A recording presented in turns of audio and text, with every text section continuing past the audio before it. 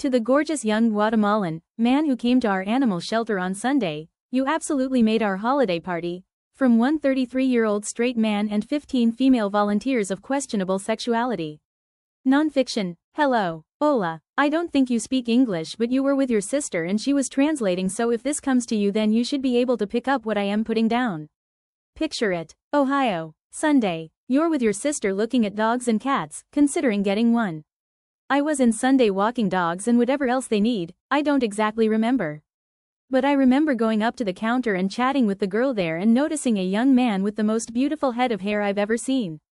Jet black, a few inches past the shoulder, healthy as a newborn, shimmering in the light, and what really did it was perfectly feathered.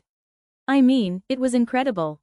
Farrah Fawcett in her absolute prime would have went into a spiraling depression if she saw this young man's hair.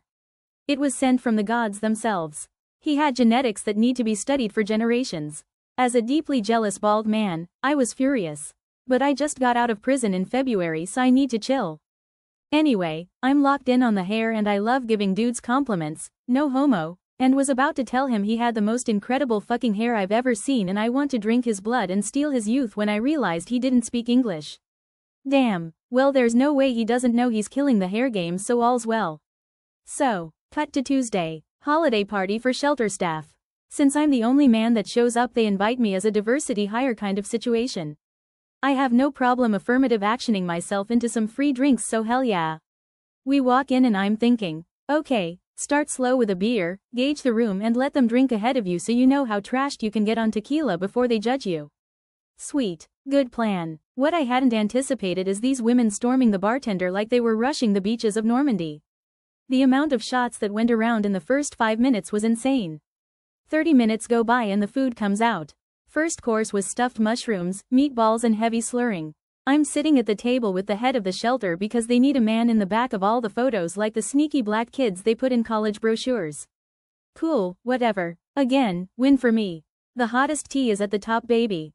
Gossip time. As I'm listening to a story about a staff member who years ago broke in, got completely naked plus swim trunks, covered himself in peanut butter, and let all the puppies out to lick him. One of the heads of admin comes up to the boss and drunkily bellows, "Hey!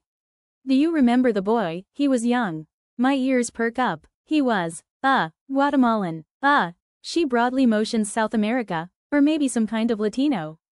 Oh boy, she's an older white lady, so when they bring up anyone south of the Mason-Dixon line my sphincter clenches for a rant. He was there, Sunday. Then it hits me. I loudly slur myself. Did he have beautiful hair? Yes. His hair was amazing, she screamed at the top of all the lungs within a mile. A room of gasps, then a microsecond of looking around. You would have thought lightning hit every woman in the room at once. The dam was broken and they all knew, out in the open, under the eyes of God and Jose Cuervo, that they all agreed he was gorgeous. The chatter went from small conversations to screaming about how magnificent his hair was. Every woman was gushing drunkenly about how fine he was and how his hair was the best part of him. The only part about him, really. They didn't have a goddamn thing to say about him otherwise, ha ha ha. I told them I wanted to tell him his hair was amazing. They all faced me and demanded to know how it went. They didn't even know he didn't speak English. But I got you, bro. I see you. My Spanish dude at work always calls me pendejo and says that means friend of the Latino people less than 3. The sound of menopausal ovaries roaring back into life like a car that's been sat too long was deafening. I had to get another drink. When I came back they were still gushing about his hair and how fantastic it was. I was loving it, so I yelled over them, "Do you think he just wakes up looking like that?" You should have heard them howl. The talk went on for another 35 minutes. The comment that made me laugh the most was, "If that's the illegals they're sending, send more."